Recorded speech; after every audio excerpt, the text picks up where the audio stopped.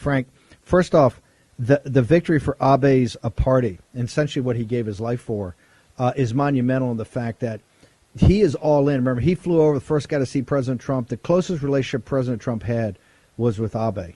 Abe was all about making Japan great again, and central to that was waking the Japanese people up to the fact that the Chinese Communist Party is an existential threat, not North Korea. It's the Chinese Communist. North Korea is their mini-me, right, with the nuclear weapons, right, with the ballistic missile that could hit Osaka in 90 seconds. But it's the Chinese Communist Party is a threat. Abe was for full defense, get rid of the IDF, get a full military, get rid of the clause in the Constitution that says you got to be pacifist, partner with India and the United States to have a real alliance that can confront in East Asia the Chinese Communist Party and thwart their efforts to try to consolidate the Eurasian landmass and to control the Western Pacific. Frank, you just had a magnificent webinar last week on this very issue in the Western Pacific. Talk to me about how important this victory was yesterday, overwhelming blowout win for Abe's party, and what it means for Japan and what it means for the American people, sir.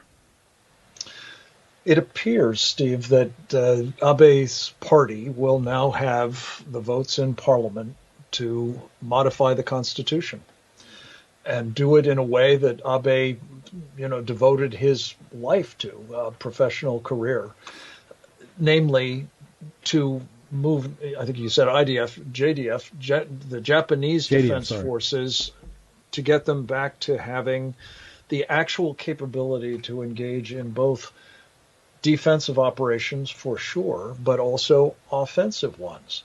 Now, to those who saw the Japanese on the march during World War II, that still conjures up some frightening images, understandably.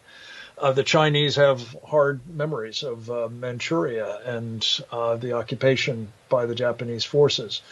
But in the environment that the Japanese find themselves in today, especially with the United States not being as formidable as it needs to be in the Western Pacific at the moment, the Japanese frankly have no choice but to rearm and to be in a position to defend themselves, including by taking the fight to the enemy as appropriate. By the way, let me just look, in Manchuria, we're making no excuses for the Japanese or the Imperial Japanese Army and what happened. But let's be blunt.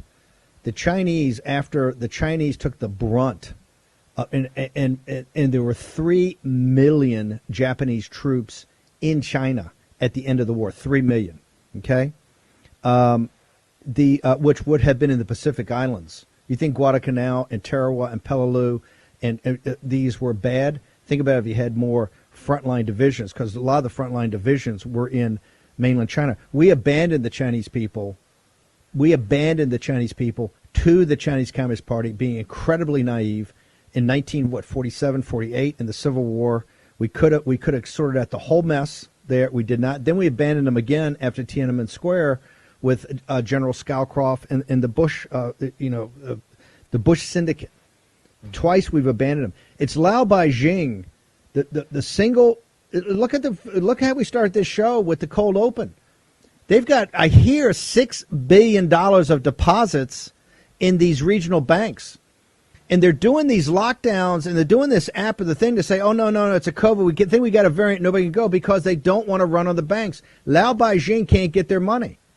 Right. The people that are the most oppressed by the Chinese Communist Party are the Chinese people.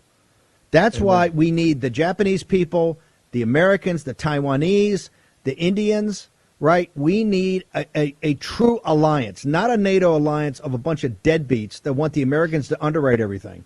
We need to have a real alliance, and that's why Abe, one of the great heroes of the 21st century, gave his life. He's standing on that corner, and that's what he's preaching, that we've got to put the past in back of us. We have to rearm.